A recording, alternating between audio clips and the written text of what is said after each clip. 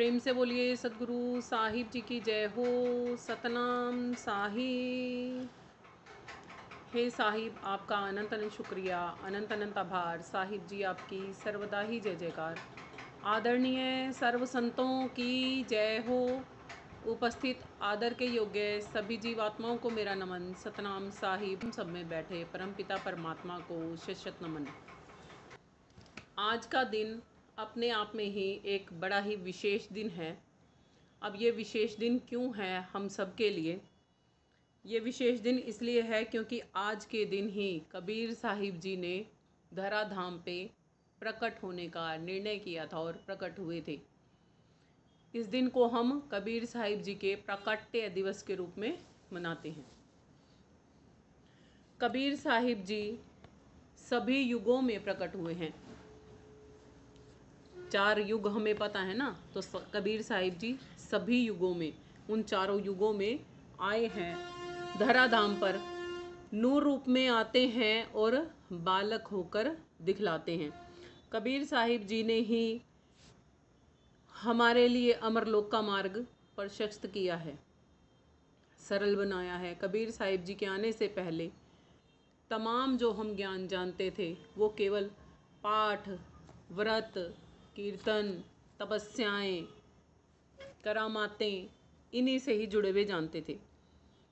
और इनसे, इनके प्रतिफल में हम भी जानते हैं, आज भी हमें मिलता है। इनका प्रतिफल क्या मिलता है कि भोग विलास का जीवन मिल जाता है, संसार के हमारे कार्य व्यवहार बन जाते हैं, माया मिलती है और ज़्यादा से ज़्यादा स्वर्ग इत्यादि तक हमें प्राप्त हो सकता है हम जीवात्माओं को। इससे आगे का मार्ग साहिब ने ही हमें दिखाया है, जिससे कि हमें यह पता लगता है कि आत्मा अमर घर अपने निज लोक में कैसे जाती है। कबीर साहिब जी सतयुग में सत्य सुकृत जी के नाम से आए, त्रेता में करुणामयी नाम से आए।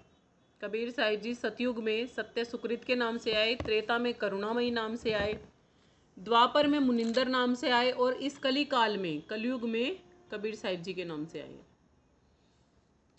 संवत 1455 और सन 1398 ज्येष्ठ मास, तिथि पूर्णिमा, दिन रविवार, दिनांक 10 जून को प्रातःकाल ब्रह्म मुहूर्त में कबीर साहिब जी काशी जी, जो उत्तर प्रदेश में है, उस शहर के लहर तारा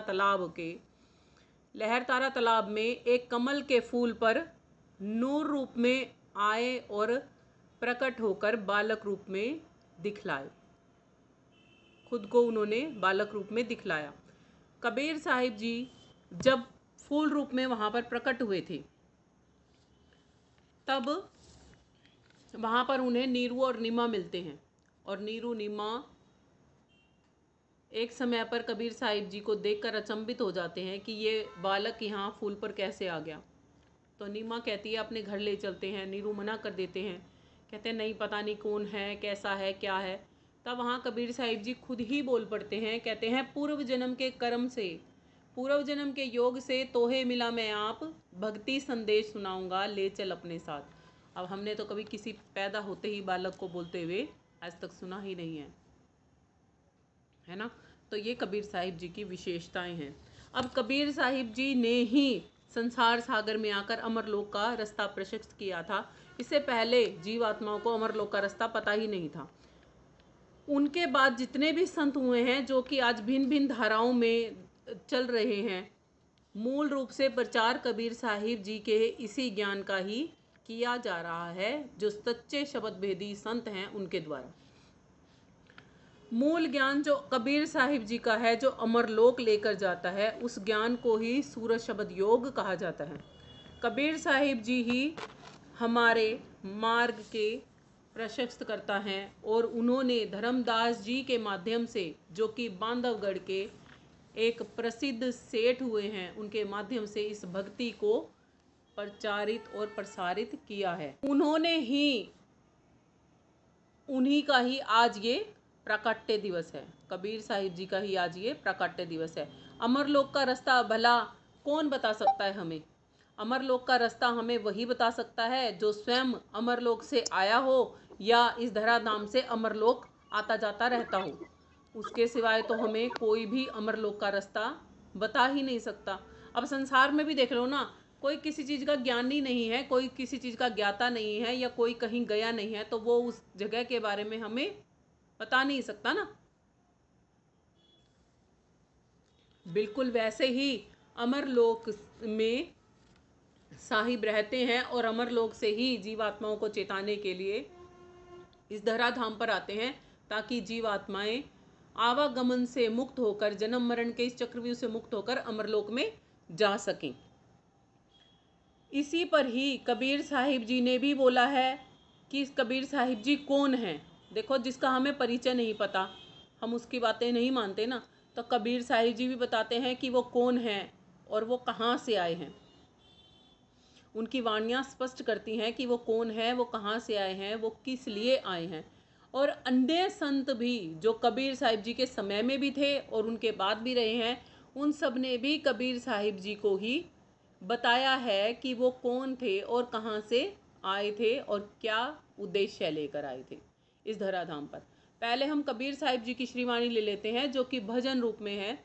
वो कि अपनी श्रीवाणी के माध्यम से हमें समझाते हुए कहते हैं कि हम अविगत से चले आए, कोई भेद मरम नहीं पाए। हम अविगत से चले आए, कोई भेद मरम नहीं पाए।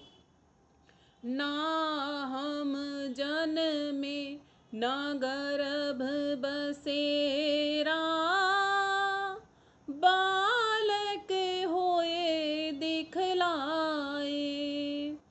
ना हम जन्मे ना गर्भ बसेरा, बालक होए दिखलाए।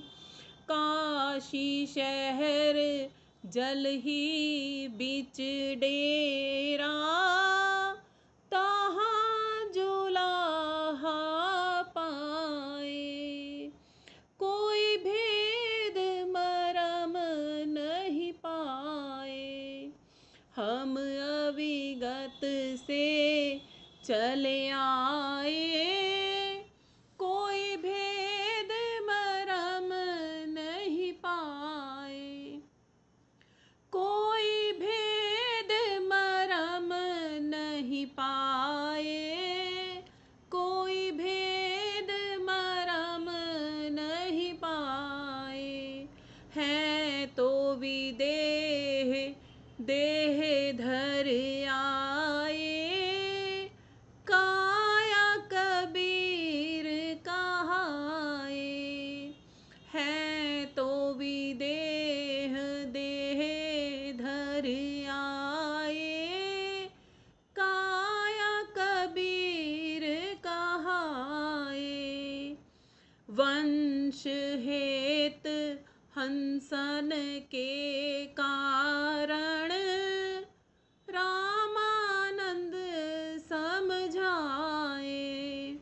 वंश हेत हंसन के कारण, हम रामानंद समझाए।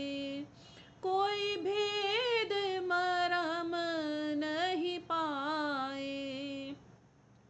हम अविगत से चले आए, कोई भेद मरम नहीं पाए। कोई भेद मरम नहीं पाए। कोई भेद मरम नहीं पाए। नहीं मेरे गगन गुफा कछु नाही, दिसत अगम अपारा। नहीं मेरे गगन गुफा गुफा कछु नाही, दिसत अगम अपारा। शब्द स्वरूपी नाम साहिब का, सोए नाम हमारा। शब्द स्वरूपी नाम साहिब का, सोए नाम हमारा। कोई भेद मरम नहीं पाए, हम अविगत से चले आए। कोई भेद मरम नहीं पाए, कोई भेद मरम नहीं पाए, कोई भेद मरम नहीं पाए।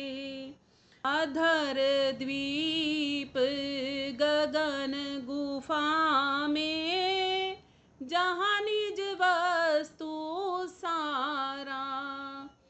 अगम द्वीप गगन गुफा में, जहाँ निज वस्तु सारा। ज्योत स्वरूपी अलख निरंजन, धरता ध्यान हमारा। ज्योत स्वरूपी अलख निरंजन, धरता ध्यान हमारा। कोई भेद मरम नहीं पाए, हम अविगत से चले आए।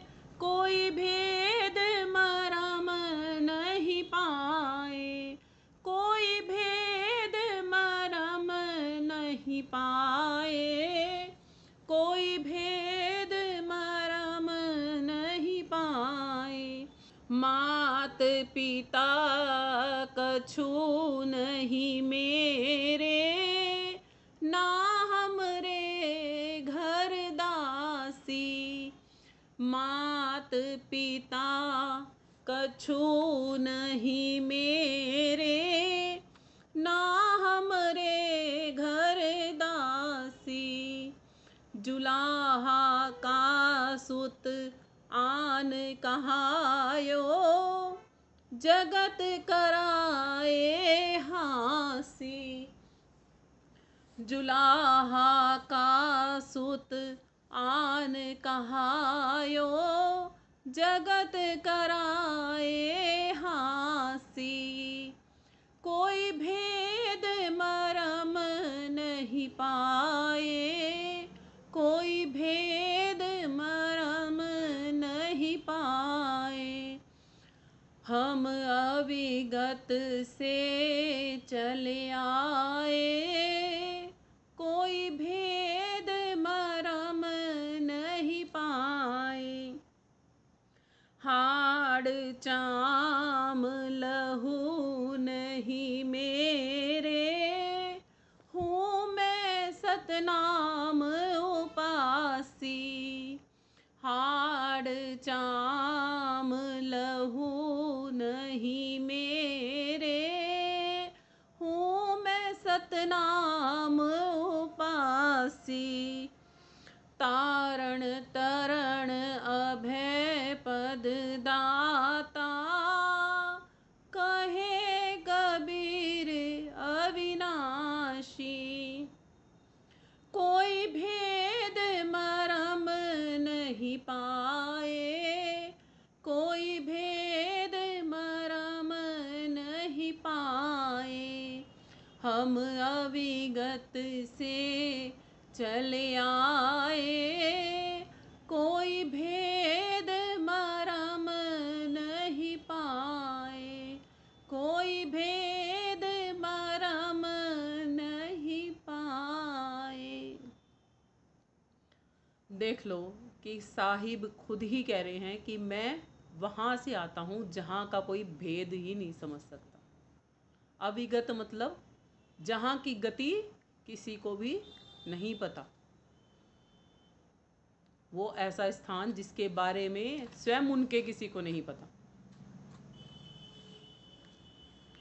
इसको हम एक उदाहरण के माध्यम से समझते हैं। जब पृथ्वी थी और पृथ्वी पर अलग अलग देश बंटने से पहले पृथ्वी एक ही थी ना, एक ही है अभी भी। देशों के नाम धीरे धीरे पड़े ना, कहीं भारत, कहीं ऑस्ट्रेलिया, कहीं श्रीलंका, कहीं अमेरिका, बाद में पड़े हैं ना। ये कैसे पड़े हैं? जिस जिस जगह की खोज की, उनके नामों पर उन जगहों के नाम बनते चले गए। पूर्व में तो आप जाओगे, जब आप सतयुग में देखोगे, जब आप त्रेता में देखोगे, जब आप द्वापर में देखोगे, तब इनके नाम कुछ और थे। इन जगहों के नाम कुछ और थे ना पहले, अब कुछ और हैं। और आने वाले समय में फिर कुछ और हो जाएंगे। ऐसे ही साहिब कहते हैं कि जब मैं आया था सतयुग में, तब मैं सत्य सुकृत के नाम से आया था, तब भी मेरा कोई भेद नहीं जानता था यहाँ पर। जब मैं त्रेता में आया करुणामयी बनके, तब भी मेरा कोई भेद नहीं जानता था। जब मैं द्वापर में आया मुनिंदर जी बनके, तब भी मेरा कोई भेद नहीं जानता था। और अब मैं कलयुग में आया हूँ कबीर साहिब बनके, तब भी मेरा कोई भेद नहीं जानता। क्यों हम जीवात्माएं उनका भेद नहीं जान पाती? हम इसलिए उनका भेद नहीं जान पाती क्योंकि हम कर्मों में ग्रसित रहती हैं, कर्मों में ही उलझी रहती हैं। कर्मों से ही हम छूट ही नहीं पाती। उसका भेद तो वो जानेगा ना, जैसे उन्होंने कहा ना, कहीं कबीर अविनाशी, जो अविनाशी हो जाएगा, जो जन्म मरण से मुक्त हो जाएगा, भेद तो उनका केवल वही जान पाएगा, अन्यत्र तो कोई नहीं जान पाएगा। या जो होना चाहता है अविनाशी, देखो अविनाशी हम आत्माएं सभी हैं, मगर फिर भी जन्म मरण के दुखों की त्रास हम ही भोग रही हैं। इसीलिए ही हमें क्या कहा जाता है? जीव आत्मा कहा जाता है, जीव को धारण करने वाली आत्मा। हम मुक्त नहीं हैं, परमात्मा मुक्त है। इसीलिए ही परमात्मा हमें यहाँ से मुक्त करने के लिए आते हैं। हर बार वो प्रकट होते हैं हमें समझाने के लिए। क्या कहा है साहिब ने कि हम हैं विदेही मगर देह धर के आते हैं। और क्या कहला रहे हैं? काया कबीर कहला रहे हैं। क्यों आए हैं ये भी बताते हैं। क्यों आए हैं? वंश हेत हंसन के कारण। कहते हैं जो हंसों के, जो मेरे हंस आत्माएं हैं ना, उनके जो वंशज है ना, जो यहाँ पड़े हैं। भाई हंस अपनों को याद नहीं करेगा क्या? हम अपनों को याद करते हैं ना, मरने के बाद भी नहीं करते। ऐसे ही जो हमारे पूर्वज, जो आत्माएं हंस बन चुकी हैं, वो भी तो हमें याद करती होंगी। कहते हैं वो जब पुकारती है ना कि हे साहिब हमारे वाले तो नीचे ही रह गए, आप ले आओ उनको भी ऊपर, तो कहते हैं मैं उनकी ये पुकार सुनता हूँ, तब आता हूँ और तब जीवात्माओं को लेकर जाता हूँ। कबीर साहिब जी कली काल में क्यों आए थे और धर्मदास जी को ही क्यों समझाने पर इतना जोर दिया है? कभी सोचा है आपने? क्यों कहा गया है कि जो धर्मदास, सेठ धर्मदास जी आए थे, उन्हीं के द्वारा ही आगे का मार्ग ये सब चलाया गया? क्योंकि धर्मदास जी को भी कभी ऊपर से परमात्मा की आज्ञा लेकर वो हमें चेताने आए थे, समझाने आए थे। वो आत्मा थी जो हमारे लिए भवसागर में आई थी, मगर वो भी संसार के थपेड़ों में, कर्म जाल में ऐसी उलझ गई कि वो खुद भी वापस साहिब के दर पर नहीं जा पाई थी लौटकर। समझे? और कबीर साहिब जी से ये वादा लिया था द्वापर में सुपच जी ने। सुपच के माता पिता रहे थे नीरू नीमा, जो कि फिर से मरण उपरांत सेठ धर्मदास जी के रूप में आए थे। और सेठ धर्मदास जी की जो पत्नी थी ना, अमना देवी जी, वो दोनों ही कबीर साहिब जी के शिष्यवत रहे। ये वही सेठ धर्मदास जी हैं जिनकी सूरत सबसे पहले हमें चेताने के लिए यहाँ आई थी और यहीं फंस गई थी। फिर उसके बाद सुपच जी ने जब भक्ति की तब उन्होंने भी ये कहा कि हे प्रभु मेरे माता पिता को ले आना। तो साहिब जी बोले तू नहीं भी कहेगा तो भी मेरे हंस हैं, मेरे अंश हैं, लाने तो हैं ही।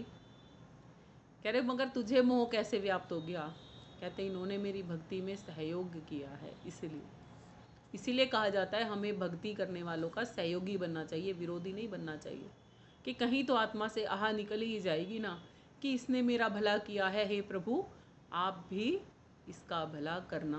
कहते हैं ना, कर भला होगा भला, अंत भले का भला, किया बुरा होगा बुरा, अंत बुरे का बुरा। और फिर भी संत जब हम बन जाते हैं, जब संतों की हम गतिमति देखते हैं तो संत जन क्या करते हैं? कहते हैं जो तोहे कांटे बोवे ताही बोव तू फूल। कि जो तुझ तेरे जीवन में अगर कोई कांटे भी बोता है ना तो उसके लिए भी तू फूल ही बोना। क्यों बोना? क्योंकि जो करनी वो कर रहा है कांटों वाली, उसको कांटे मिल जाएंगे और तुझको फूल ही फूल, क्योंकि तेरी करनी फूलों जैसी ही रही। कितना सुंदर तरीके से साहिब देखो हमें हर एक तरीके से समझाते हैं, फिर भी हम संसार सागर में उलझ जाते हैं। क्या बताते हैं साहिब?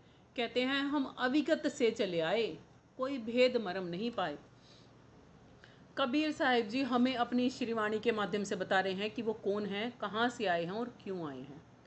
साहिब जी कहते हैं कि हम अविगत से चले आए, कोई भेद मरम नहीं पाए, कि मैं उस स्थान से आया हूँ जिस स्थान का पता यहाँ कोई नहीं जानता, वो अनंत है। अर्थात वह अमर घर है, अमर लोक है जहाँ से मैं आया हूँ। और कोई भी संसार सागर में मेरा भेद नहीं जानता। मैं स्वयं ही आकाश मार्ग से होते हुए नूर रूप में आया था और उत्तर प्रदेश के काशी शहर में, जो कि लहर तारा तालाब वहाँ पर है, वहाँ तालाब में एक कमल के फूल पर बालक के रूप में प्रकट हो गया था। वहाँ पर मुझे उस समय पर नीरू नीमा जो कि जुलाहा जाति में आए थे वो मिले थे। जब उन्होंने मुझे अपने घर ले जाने से इनकार किया तब मैं बालक रूप में ही वहाँ पर बोल पड़ा कि पूर्व जन्म के योग से तोहे मिला मैं आप, भक्ति संदेश सुनाऊंगा ले चल अपने साथ। तब नीमा ने कहा कि हे नीरू हम इसे अपने घर ले चलते हैं। जब नीरू और नीमा उस बालक को साहिब को अपने घर ले आए तो काजी को बुलवाया गया। तो काजी को बुलवाया गया कबीर साहिब जी का नामकरण करने के लिए। अब काजी जितनी बार भी अपनी कुरान शरीफ खोलते हर बार उसमें लिखा आता नाम कबीर। अब वो कहते नाम तो खुदा का है कबीर, इस जुलाहा जाति वाले का कबीर नाम कैसे रख दूं?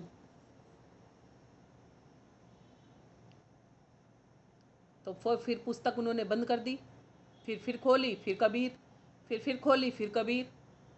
तो कबीर साहिब जी फिर कहते हैं कक्का केवल नाम है, बब्बा ब्रह्म शरीर, रर्रा सब में रम रहा, ता से भया कबीर, भाई बोल दे कबीर।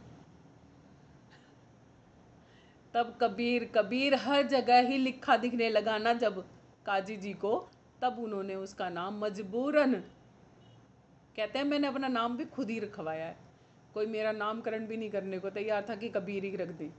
कहते तब मेरा नाम कबीर हुआ, काया कबीर कहाए, ऐसे उनका नाम कबीर पड़ा था।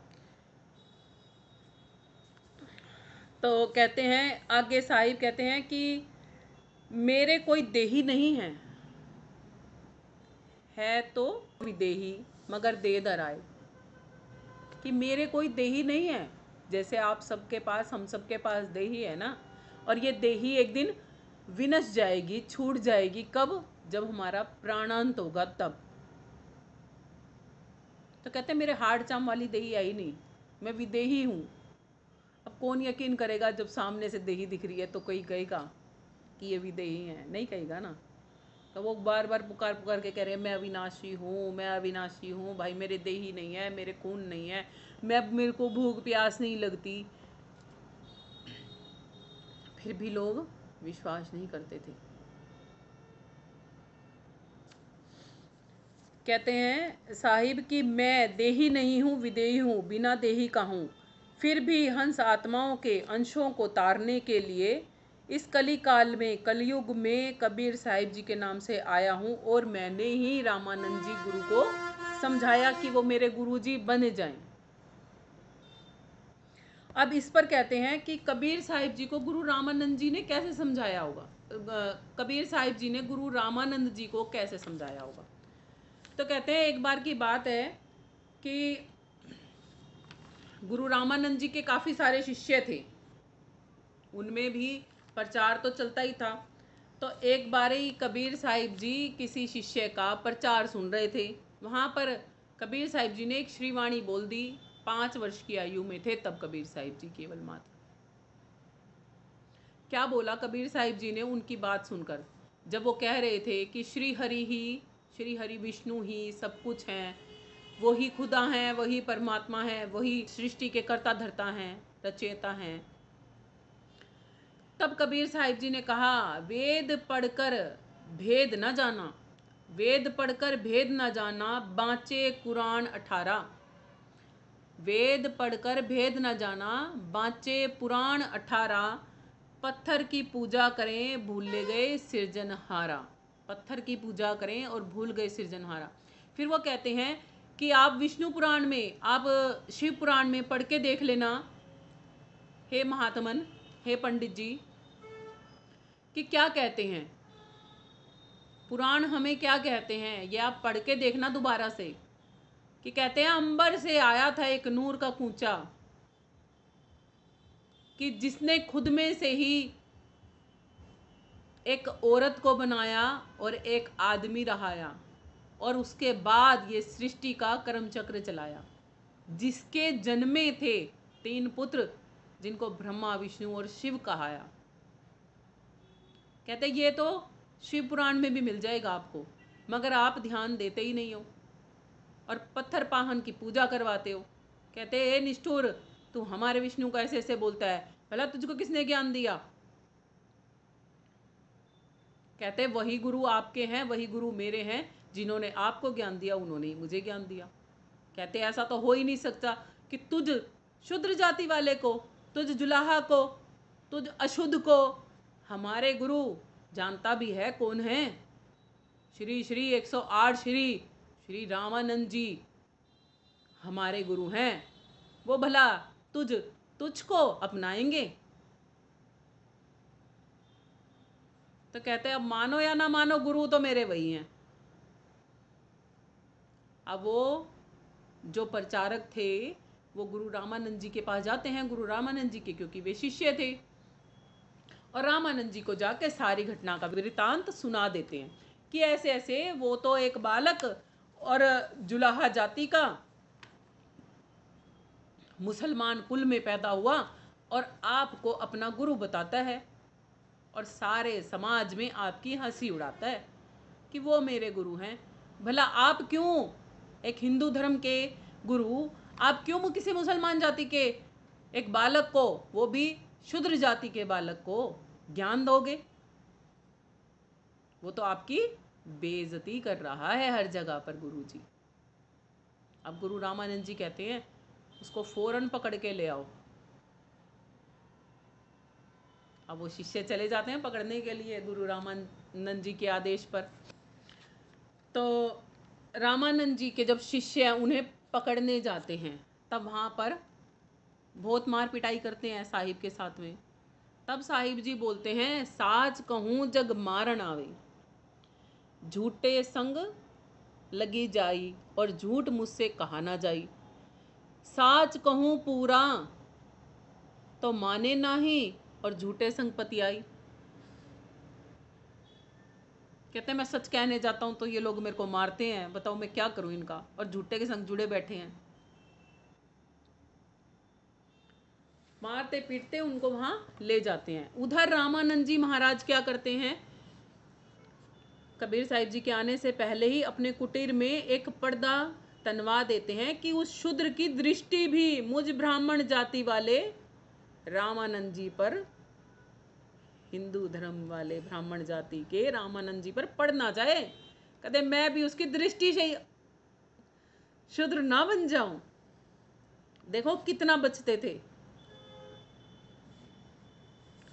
घिन करते थे ना, पहले जाति पाति थी ना, घृणा करते थे आपस में एक दूसरे से। कहते उसकी दृष्टि भी नहीं पड़नी चाहिए मुझ पर, तो आप पर्दा तान दो बीच में, मैं पर्दे के बीच से ही उससे बात करके पूछ लूंगा कि वो कैसे बोलता है कि मैं उसका गुरु हूं।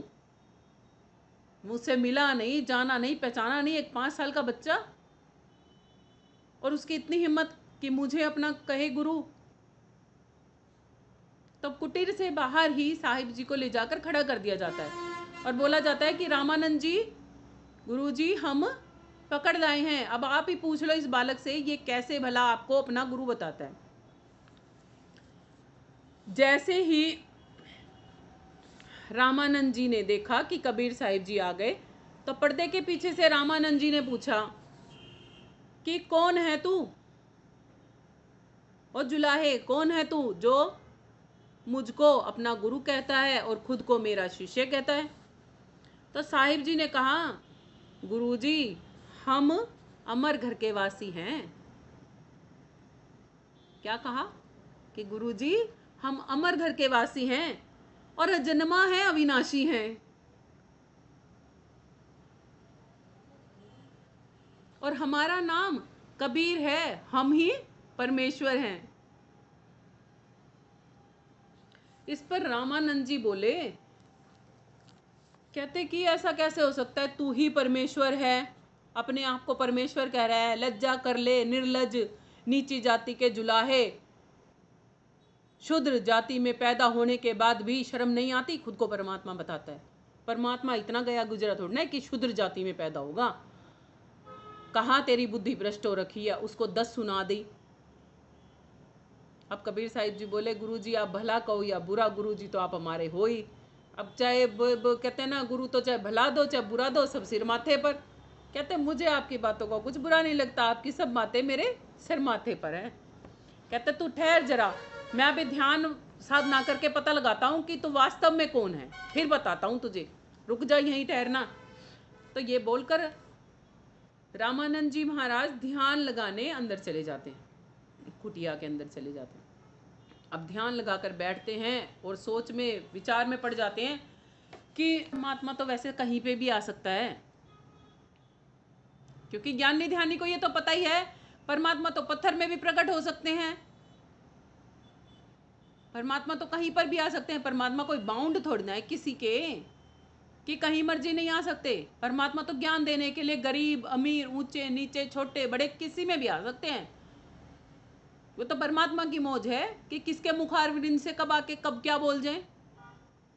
बंदे की मौज थोड़ी ना है कि भाई किसी में घुस जाएगा और बोल देगा कुछ भी। कहते हैं कि चलो कोई बात नहीं, उसका विचार छोड़ता हूं और अपने श्री हरि का ध्यान करता हूं, वही बताएंगे कि ये कौन है। आप बैठ जाते हैं ध्यान साधना में। काल्पनिक साधना क्योंकि उनकी होती है, तो क्या करते हैं, अपने श्री हरि को याद करते हुए, ध्यान करते हुए कल्पना में श्री हरि की आकृति बनाते हैं, गंगा जल लेकर उनको स्नान आदि करवाते हैं, वस्त्र अर्पित करते हैं, शीश पर मुकुट पहले ही रख देते हैं, माला पहनानी भूल जाते हैं। अब बड़े साधना में ही परेशान हो जाते हैं, हे श्री हरि मैं अधम, मैं पापी, है मेरे से आज ऐसा बड़ा गुनाह कैसे हो गया, अब मेरी तो पूजा खंडित हो जाएगी यदि मैंने मुकुट उतार दिया तो, और यदि आपको माला नहीं अर्पित की तो मेरी पूजा अधूरी रह जाएगी, मैंने ऐसा जघन्य अपराध कैसे कर दिया, ये कुछ उस बालक की ही वो होगी कि भाई मुझसे ऐसा अपराध हो गया। हे श्री हरि मेरी मदद करो, हे प्रभु मेरी मदद करो, मैं क्या करूं, मेरी पूजा भी खंडित ना हो और मेरी पूजा पूर्ण भी हो जाए। अब जब वो ऐसी आराधना कर रहे थे और बेचैन थे, कुंठित मन से अपने आप को कोस रहे थे, वो सब दृष्टांत साहिब बाहर से देख रहे थे। साहिब बोले आवाज लगा के, कहते गुरु रामानंद जी इतने चिंतित ना हो, आपकी पूजा खंडित नहीं होने दूंगा, बस सिर्फ आपको इतना करना है, बिना मुकुट को छेड़े माला के धागों को आपस से अलग करो, जहां गांठ बंधी है गांठ खोलो और पुनः गले में डालकर गांठ बांध देना। इससे आपको मुकुट नहीं उतारना पड़ेगा तो आपकी पूजा खंडित नहीं होगी, और आप श्री हरि के गले में माला भी पहना दोगे तो आपकी पूजा भी पूर्ण हो जाएगी। अब रामानंद जी तो बड़े आश्चर्यचकित हो गए और साधना में से एकदम से उठ गए। कहते इसको कैसे पता चला कि मेरे अंदर में, देखो बाहर का तो कोई भी बता सकता है ना, कहते मैं अंदर में साधना में क्या कर रहा हूं इसको कैसे पता चला बाहर वाले को, खड़े हुए को। तब वो इतने अचंभित और आस्मिक भाव से दौड़ते हुए आए और पर्दा हटा दिया, बीच का वो पर्दा उन्होंने हटा दिया और बोले कि आप कोई साधारण बालक तो नहीं हो। इतना तो अब मैं जान गया हूं कि आप कोई साधारण बालक नहीं हो। आप कौन हो? कहते मैंने तो अपना परिचय पहले ही आपको दे दिया था, अब आप मानो साच या ना मानो वो आप पर है। तो वो कहते हैं अच्छा आप खुदा हो, आप परमात्मा हो, आप अविनाशी हो, तो मेरी शंकाओं का निवारण करो कि आपने ये झूठ क्यों बोला कि आपने मुझसे ज्ञान लिया है। मैंने तो कभी आपको ज्ञान दिया ही नहीं, मैं तो आपसे प्रथम बार मिल रहा हूं आमने सामने, तो फिर आपने ये इतना बड़ा झूठ कैसे बोल दिया? तो कहते आप भूल सकते हो गुरुजी, मैं थोड़ी ना आपको भूल सकता हूं। कह रहे याद करो वो उस दिन की घटना जब आप प्रातः काल श्री गंगा घाट पर स्नान करने गए थे और पौड़ियों पर मैं लेटा हुआ था और आपके पांव की खड़ाओं मेरे सिर पर लगी, क्योंकि आपका ध्यान नहीं था। तो जब आपके पांव की खड़ाओं मेरे सर पर लगी तो मैं रोने लगा और आपने प्यार से मेरे सर पर हाथ फेरा, और जब आप मेरी तरफ झुके तो आपके गले की कंठी मेरे गले में डल गई थी और आपने मेरे सिर पर हाथ फेरते फेरते कहा बालक रोते नहीं हैं, राम राम बोल, राम राम, राम राम बोल, राम राम। कहते वही मेरा उद्देश्य था जब मैं 2.5 साल का था, बस जब से मैंने आपसे ज्ञान दीक्षा ले रखी है। अब देख लो, जब रामानंद जी हैरान हो गए कि ऐसा कैसे हो गया। अब रामानंद जी कहते कि अच्छा मेरी एक और शंका है, उसको भी दूर करो। कहते बताओ। कहते मैंने अपने अन्यत्र शिष्यों को, जितने बाकी मेरे तमाम शिष्य, मैंने तो उन्हें राम नाम की दीक्षा कभी दी ही नहीं। उनको मैंने कौन सी दीक्षा दे रखी है? यदि आप इतने ही ज्ञानी ध्यानी हो तो जरा उनकी दीक्षा बताओ, मैंने उनको क्या दे रखा है। कहते हाँ वो भी बता सकता हूँ। कहते फिर बताओ। कहते उनको आप ओम का जाप सिखाते हो। अब रामानंद जी फिर से हैरान हो गए कि भाई इनको तो शिक्षा भी पता है कि उन बाकी शिष्यों को मैंने क्या शिक्षण दे रखा है। फिर रामानंद जी ने कहा कि हे प्रभु अब मुझ पर ऐसी दया करो कि मैं आपका शिष्य बन जाऊं। मेरे इतने शंकाओं का, भ्रमों का नाश किया है आपने, तो मुझ पर इतनी भी दया करो। कहते कि मैं तो कभी किसी शिष्य को जब भी अपनाता हूँ ना, तो उसको अपनी कोई निशानी देता हूँ, कोई पहचान देता हूँ। कहते देखो ना रामानंद जी, गुरु जी, आपने ये कंठी दे तो रखी है मुझे तुलसी की, ये आप ही की तो पहचान है मेरे पास।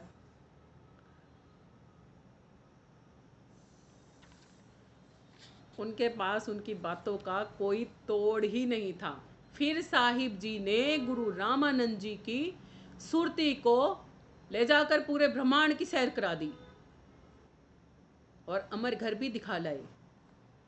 अब रामानंद जी ने जब साहिब का ये रूप देखा कि एक बालक जो मेरा गुरु बन के मुझे दीक्षा दिए जा रहा है, और वही बालक प्रकट रूप में, साहिब रूप में, सत्पुरुष के रूप में सिंहासन पर विराजमान भी है। अब वो बालक कभी चवर डुराता है, कभी वो सत्पुरुष उस बालक का चवर डुराते हैं। वो हैरानी से ही देखते रह जाते हैं ये सब दृश्य और कहते हैं धन्य है प्रभु, धन्य है गुरुदेव कि आपने मुझे परम तत्व लिखाया। तो रामानंद जी साहिब के चरणों में पड़ जाते हैं, कहते हैं मुझे अपना शिष्य बना लो, मैं आपको अपना शिष्य बनाऊं तो लानत है मुझ पर।